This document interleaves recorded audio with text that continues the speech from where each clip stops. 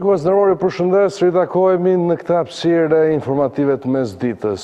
Ministria e Shëndetësisë konfirmoi 19 raste të reja personash të infektuar me koronavirus në vetëm 24 orët e fundit. Në këtë mënyrë, numri totalit prekurve në vendin tonë ka ngritur në 123, ndërsa është zgjeruar edhe harta e të prekurve. Izolimi i qytetarëve pas ndalim qarkullimi duket se nuk e ka ndaluar virusin vdekje për urës të shpërndahet pothuajse në të gjithë Shqipërinë.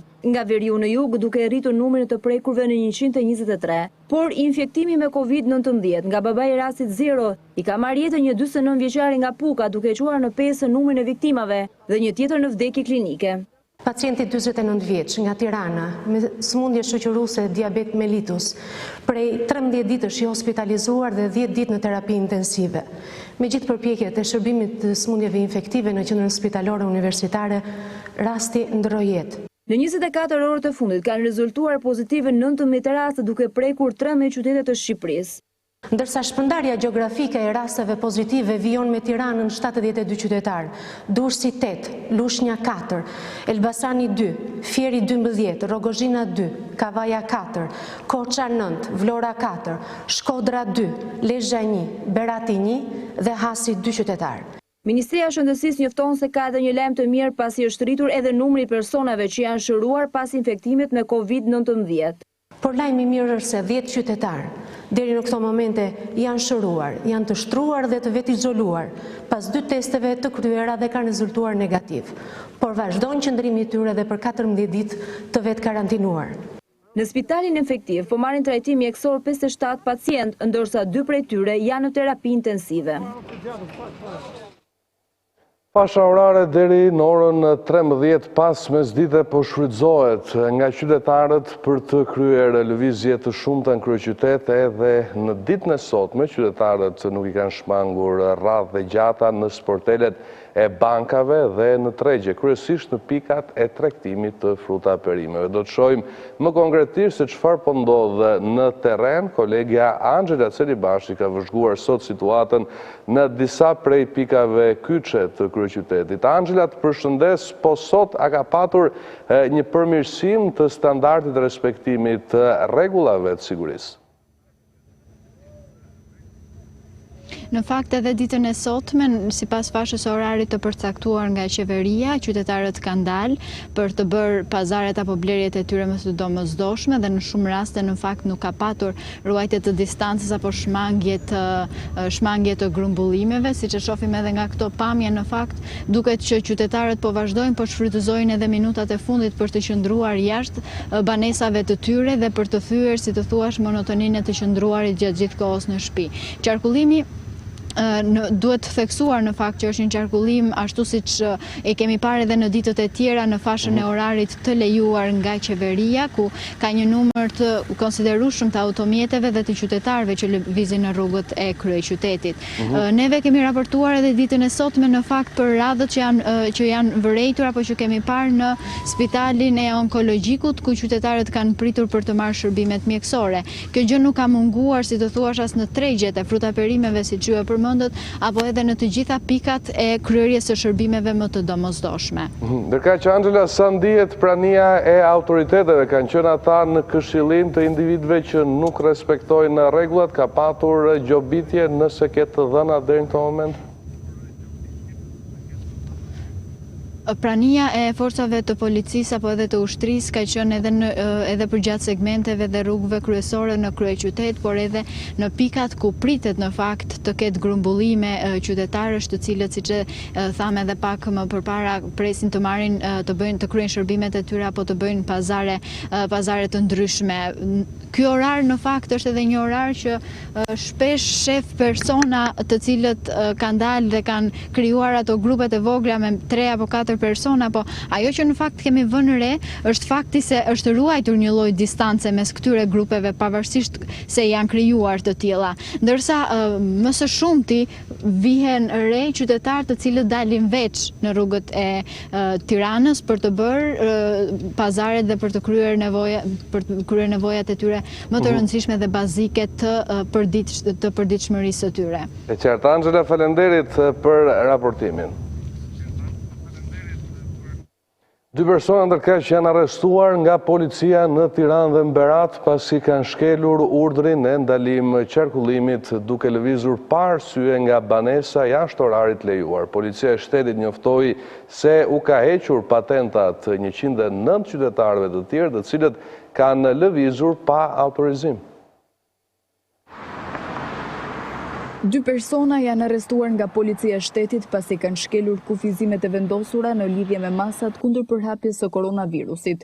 Burimet zyrtare njoftuan se në Tiranë është arrestuar në flagrancë shtetasi RM 30 vjeç, i cili është konstatuar gjatë orarit të kufizimit duke lëvizur në këmbë në zonën e komunës së Parisit dhe ka kundërshtuar punonjësit e policisë duke mos dhënë arsyeën e lëvizjes. Burimet zyrtare thanë se gjatë kontrollit fizik ju gjetën në trup disa doza me lënë të dyshuar narkotike, kanabis sativa dhe kokainë, të cilat i shpërndante në këtë zonë. Ndërkohë në Berat u arrestuar në flagrancë shtetasi AC, 48 vjeç, banues në Poliçan pasi u kap nga shërbimet e policisë, duke drejtuar automjetin në gjendje të dehur në kundërshtim me urdhrin për ndalimin e qarkullimit. Ndërkohë gjatë 24 orëve të fundit, në të gjithë vendin janë evidentuar 109 drejtues mjetësh që kanë shkelur urdhrin e ndalim qarkullimit, të cilët janë ndërshkuar me heqje të lejes së drejtimit dhe bllokim mjeti. Në këtë harë kohor, në gjithë vendin janë konstatuar 15 lokale që nuk kanë respektuar orarin e mbylljes dhe ndaj administratorëve është marrë masa administrative 100.000 lekë për secilin. Në lidhje me kombosorët, mësohet se në të gjithë vendin janë ndërshkuar me masa administrative 10.000 lekë 85 shtetas, të cilët u konstatuan nga shërbimet e policisë duke lëvizur në këmbë apo me bicikleta pa arsye apo emergjencë. Pandemia e koronavirusit ka vendosur në lëvizje të gjitha institucionet e vendit për marrjen e masave, ndërsa një prej sektorëve ku është treguar kujdes është edhe ai i burgje. Prokuroria dhe gjykatat nga ana tjetër kanë aplikuar masa të lehtësuara sigurie për të arrestuarit. Për të diskutuar më gjërësisht mbi këtë situatë do të kemi në një komunikim të drejt për drejt kolegen Keti Banushi. Keti, përshëndes, çfarë po ndodh me këtë çështje? A po rrezikohet ndoshta edhe sistemi i drejtësisë duke aplikuar masa më të thjeshtuara të sigurisë për individ që mund të jenë para burgim? Në këtë moment e ka nisur dhe Ora, jemi pranë para burgimit 313 në kryeqytet. Për më shumë mund të flasim për akte normativ se sa për masat e sigurisë, pasi prokuroria dhe gjykatat kanë qenë të kujdesshme që kanë lënë në masa sigurie vetëm persona që janë me vepra penale të lehta dhe që është aplikuar të paktën masa alternative siç është arresti në shtëpi.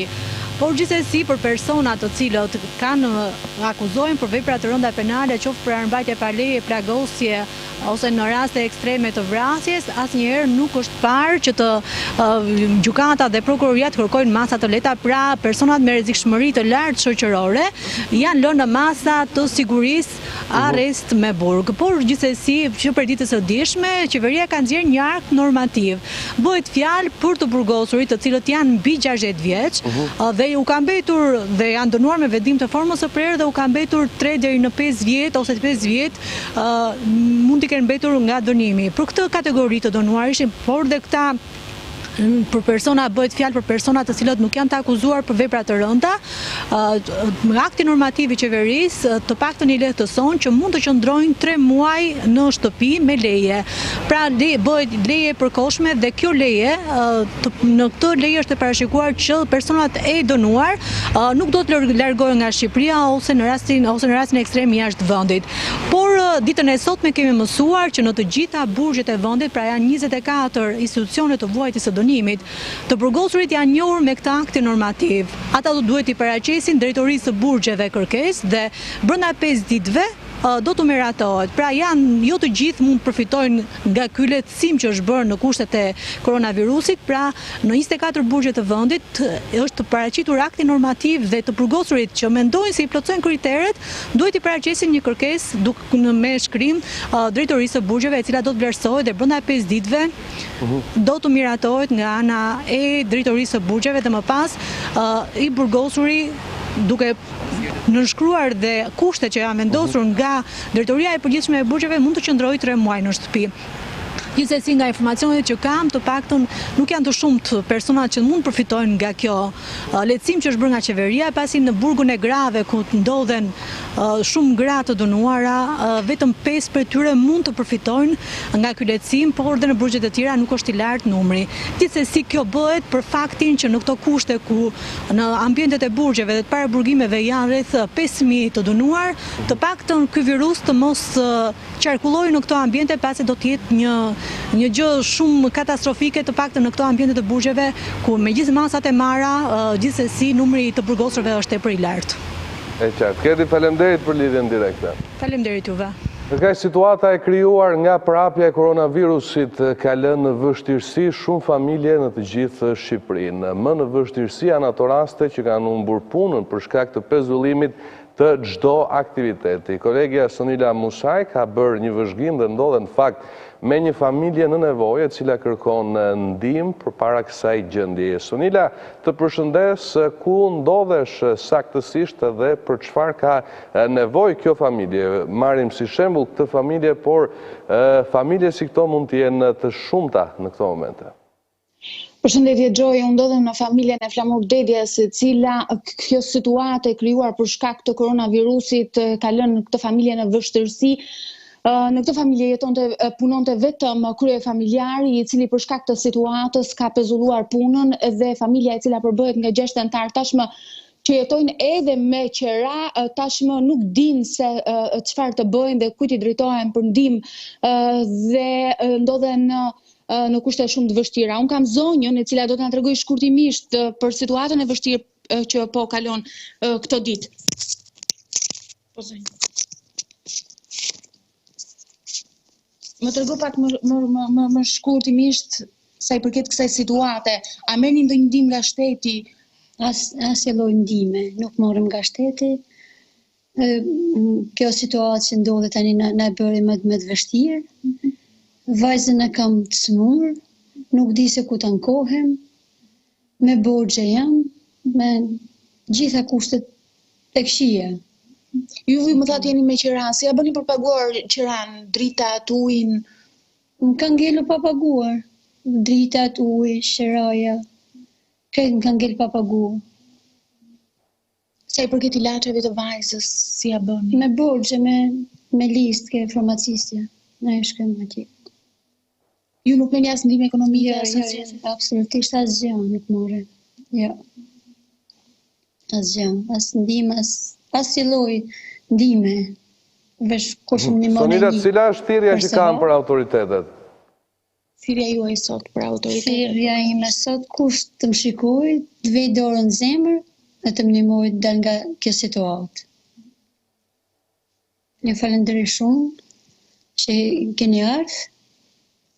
Në fakt, Gjoj, kjo familje duhet ta theksoj, ka probleme të rënda ekonomike, zonja nuk punon, është detyruar të qëndrojë në shtëpi për shkak se njërin nga vajzat e ka të sëmurë me zëmër, ndërsa i vetmi që punon është kryefamiljari dhe ai është i smur me erë diskale dhe ndodhur në këto kushte, ata nuk kanë se me çfarë ushqehen. Më gjithsesi kronikën do ta transmetojmë edhe në edicionet e tjera informative. E qartë. Sonila, unë të falenderoj për raportimin gjithashtu edhe për pikpamjen nga kjo familje që sikurse e thash edhe më herët mund të jetë e ngjashme me shumë të tjera në vendin tonë. Faleminderit edhe një herë. Faleminderit ju.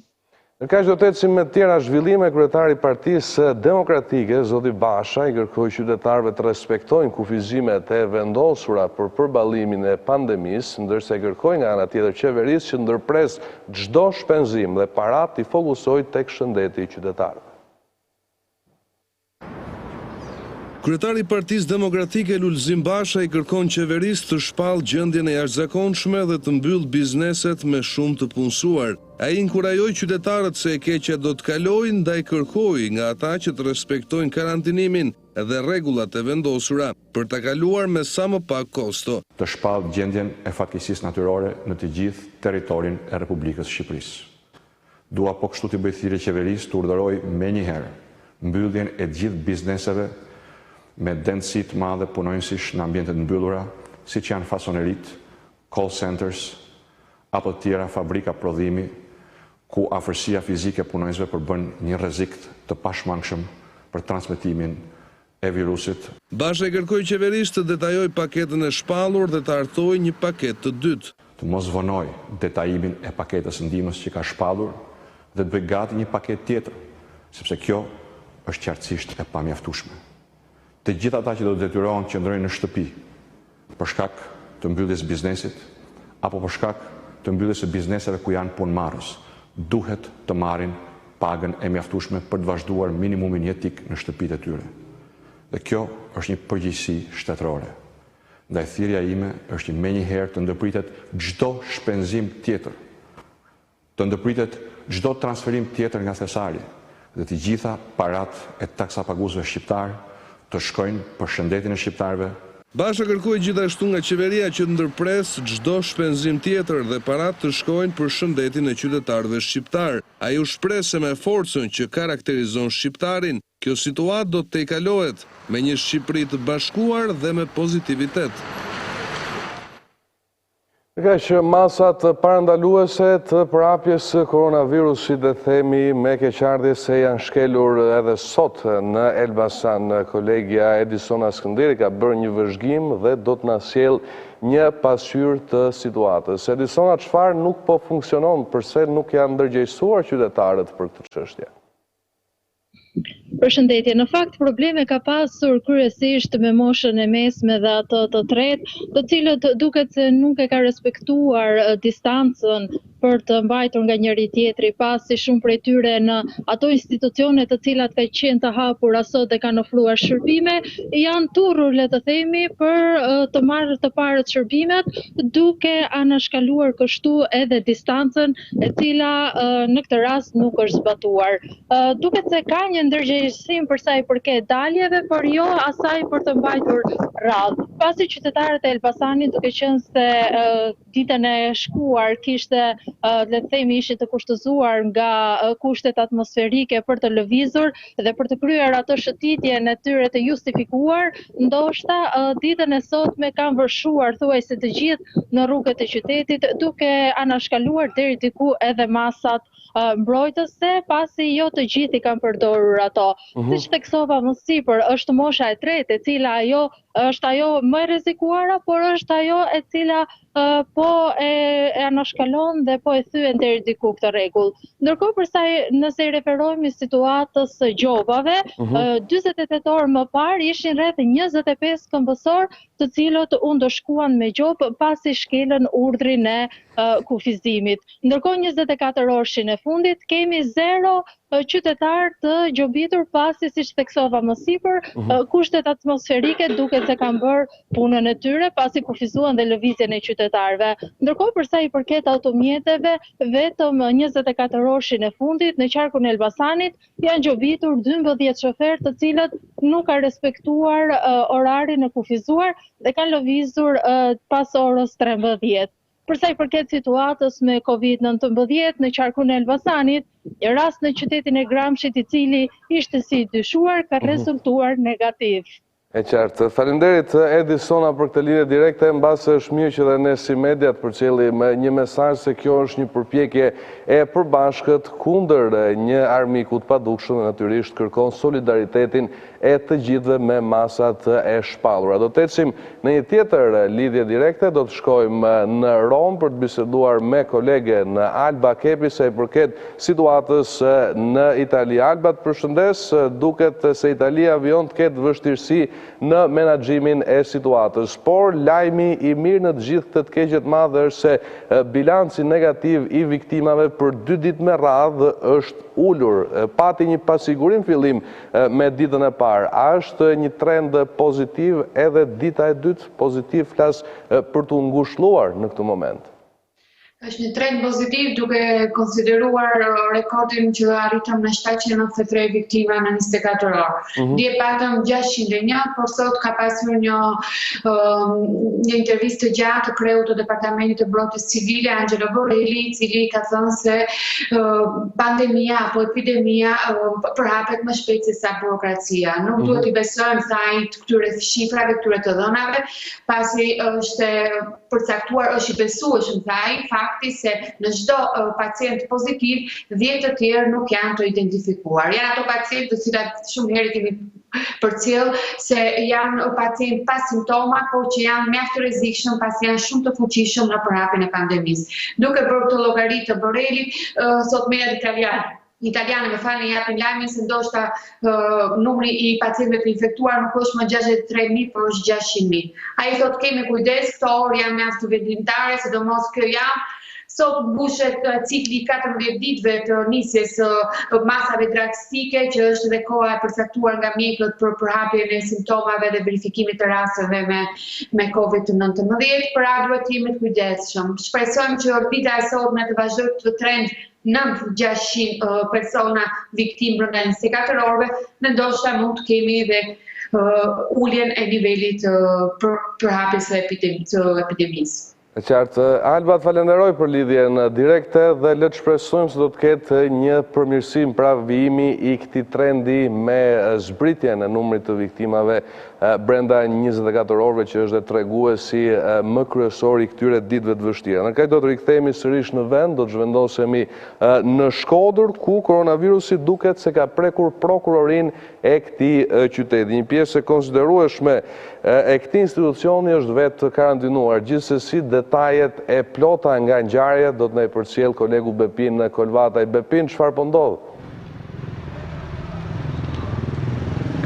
Përshëndetje, nga 2 mostra të dërguara në Institutin e Shëndetit Publik nga Shkodra, njëra prej tyre ka rezultuar pozitive në 24 orët e fundit. Bëhet fjalë për një oficer të policisë gjyqësore me inicialet SD, i cili ka dalë pozitiv.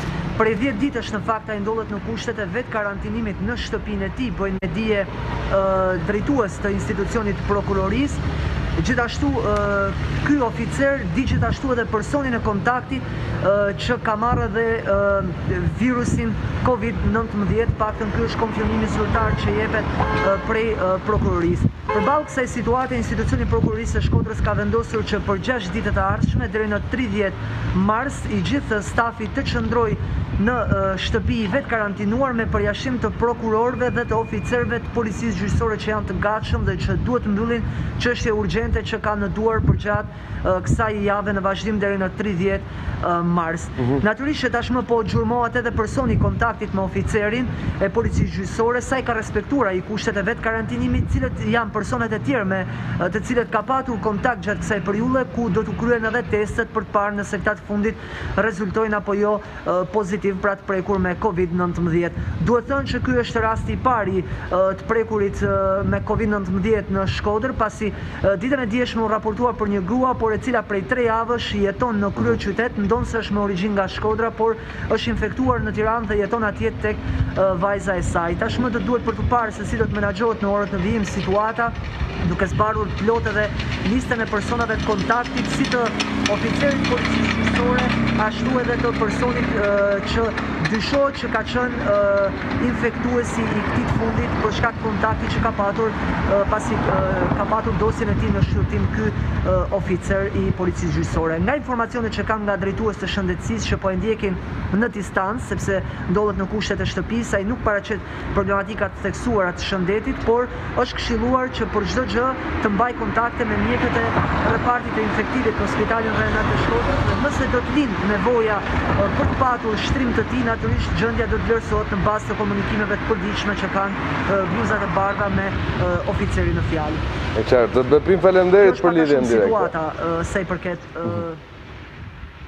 faleminderit. Faleminderit Bepin, edhe një herë kaq nga kryeqendra e Veriut do të zbresim në Juglindin, qarkun e Korçës, për të patur një bisedë live me kolegun Artin Alili. Altin, të përshëndes, duket se edhe institucione në këtë qark kanë patur persona të infektuar, gjë që ka çuar në vetë izolim të gjithë personelit. Flitet në radhë parë për doganën e Tushemishtit, por më pas ka dhe informacion për vetë izolimin e punonjësve të kadastrës Korçës. Çfarë po ndodh më gjërësisht? Përshëndetje, në fakt, lajmet këqija mund të themi që vinë nga Korça, duke qenë se rastet tashmë janë shtuar me 6 të tjera vetëm ditën e sotme, ndërkohë që njëri prej rasteve, i cili është diagnostikuar me COVID-19, është e fejuara e 31 vjeçarit, i cili u diagnostikua disa ditë më parë, që rezulton edhe punonjëse juriste pranë kadastrës së Korçës. Pikërisht për këtë arsye, ditën e sotme kjo kadastër është mbyllur fare, të gjithë punonjësit e saj janë karantinuar, bëhet fjalë për 53 punonjës tashmë të cilët do të izolohen, ndërkohë që kemi mësuar gjithashtu nga burimet tona se vajza e cila ka qenë dhe fejuar 31 vjeçar punonte si juriste aty dhe burimet thonë që punonin nga 7 veta në një zyrë, çka do të thotë që fatkeqësisht rastet mund të shtohen në ditën e vazhdim, kështu që unë shpresoj shumë që të mos kemi të tilla. Bëhet fjalë pra për 6 rastet e reja, të cilat janë e fejuara e 31 vjeçarit menaxher lokalesh, prindërit e tij dhe njëkohësisht nga rasti tjetër, nga 2 pensionistët e diagnostikuar disa ditë më parë, ka rezultuar gjithashtu edhe djali i tyre bashkë me bashkëshorten, ku djali i tyre punon edhe në doganën e Tushë Mishtit si doganier. Pikërisht për këtë arsye edhe dogana e Tushë Mishtit tashmë është mbyllur totalisht, nuk punon pra asnjë lloj le të themi edhe emergjence, ndërkohë që ditën e sotme është bërë edhe dezinfektimi i saj, ndërsa në doganën e Tushë Mishtit janë plot 20 punonjës të cilët janë karantinuar tashmë, pjesë e personelit doganës, policisë kufitare dhe gjithashtu nga stafi mjekësor i njësisë kujdesit shëndetësor. Gjithashtu një tjetër i karantinuar është dhe në spitalin e Korçës, njëri prej mjekëve i cili ka pasur kontakte dhe mjekime edhe me 31 vjeçarin, pra që u diagnostikua disa ditë më parë. Burimet gjithashtu thonë se mendohet dhe dyshohet që janë më shumë raste në qytetin e Korçës të cilat janë të shënuara me COVID-19, por mbase nesër do të ketë një deklaratë zyrtare nga ana e ministrisë, dyshohet që janë dhe plot 5 raste të tjera të cilat mund të kenë dalë pozitive me COVID-19, duke e çuar kështu numrin shumë herë dhe më shumë se sa është sot. Pra nëse sot e kemi 9, mund të ndodhë që nesër ai të rritet frikshëm. Prandaj kam një apel të drejtë për të gjithë qytetarët, të cilët sot i kam parë gjithashtu sërish të dynden në përtregje, në për pika ku bëjmë pagesat e faturave. Mos dilni për jetën tuaj. Realisht Korça tashmë ka hyrë në ato qytete të cilat po i rritet frikshëm numri, prandaj duajini jetën tuaj dhe qëndroni brenda. Nxjerrni vetëm nga një person për t'u blerë, sepse kështu rrezikojmë për hapjen masive të këtij virusi. Gjithashtu burimet më kanë bërë me dije që 31 vjeçari gjatë kohës që ka qenë i shtruar në sanatoriumin e Korçës ka pasur kontakte me shumë miq të tij të cilët kanë shkuar për ta vizituar atje, kështu që mund të themi që njëri prej shokëve të tij ka dalë pozitiv, kështu që mund të themi që harta mund zgjerohet edhe më tepër. Le të shpresojmë që jo dhe natyrisht vlen dhe apeli që ju sa u bët. Faleminderit dhe një herë tjetër. Faleminderit juve. Dhe ka ishtu e mbritur në fund të edicionit informativ, unë ju falenderoj për vëmendjen, qëndroni të sigurt.